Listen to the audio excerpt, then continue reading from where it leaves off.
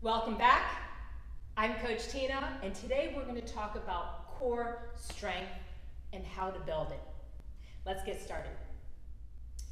When people think about core strength, the first exercise that comes to mind is planks, just holding that plank. Now, this is important because holding that plank properly means you really feel this whole midsection engaged. But there's an exercise or a type of exercise we're missing that's even more important for strengthening the core. Let's talk about the actual body. So if you've seen a skeleton, I'm going to see if I can place a little skeleton gif right here. You have your rib cage, your arms, all the skeletal structure here. You've got your hips, your pelvis, your bones in your lower body all down there. And the only thing connecting that upper structure and the lower structure is that spine, right? So just the spine, which is not a durable structure on its own. It's your entire core and back muscles, everything here and here that supports your body. So upper body and lower body are connected by the core. The core is what supports you picking up something. Oops, just dropped that. Like it fell and I come down here, my arms are picking up, my legs are, but this section is what helps me stabilize. Or if I've got two heavy things, grab this one so you can see. My arms are working, but between my legs and my arms, what's helping me stay upright is the core. So now that we got covered why this is important, it's not about six-pack abs. This is what supports our structure and our strength, especially when we get older. So the exercise we're missing, or people neglect to think about, is anti-rotation core exercises. Anti-rotation core exercises means I'll be challenged in a certain way and trying not to move. So let's say I'm picking up this weight here, right? The weight's heavy and it's going to want to pull me down. So I'm going to pick it up and my core is helping me stay without being pulled down. This is helping me stabilize. So we're going to go over two types of exercises, actually just anti-rotation exercises, to show you why you need to do that type of core exercise as well. One example of an anti-rotation exercise does use the plank.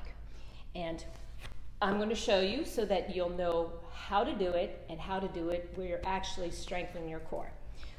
Get into a high plank position, and feel free to do this with me as you're watching it.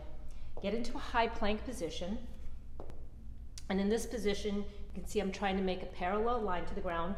My butt's not riding up towards the ceiling. It's my pelvis is tucked and I'm really squeezing in the middle. I'm going to widen my stance and you'll see why.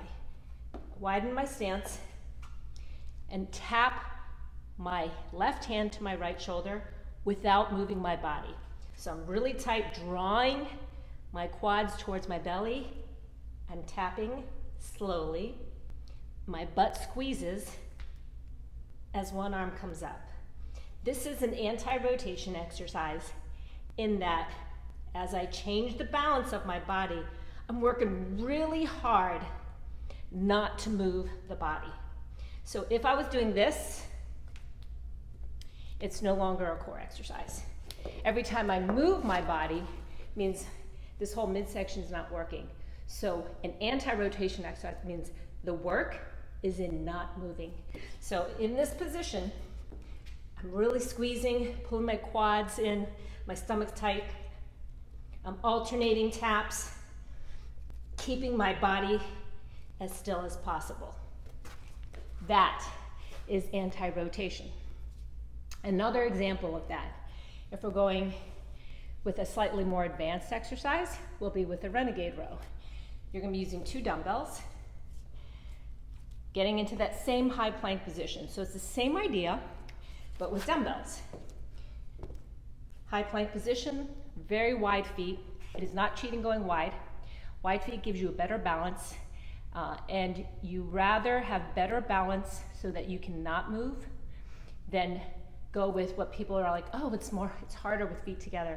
If your body's moving, then you're no longer maximizing this core exercise. So high, wide feet, tucking my pelvis forward, my butt is squeezing. My butt's squeezing as if I'm holding a crisp $100 bill. No one's gonna take that from me. My midsection is tight, and I'm gonna pull up.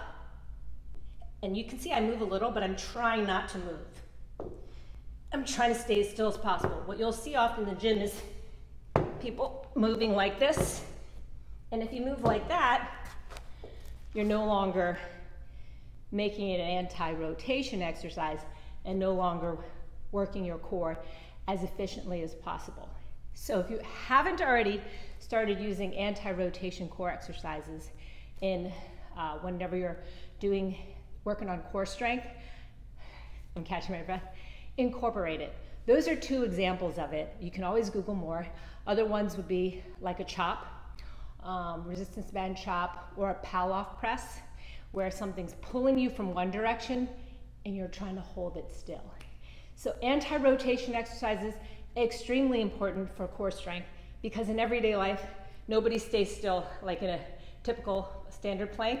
You're gonna pick something up from the side. You're gonna pick up your dog. You're gonna pick up your kids. That's working on anti-rotation and strengthening your core.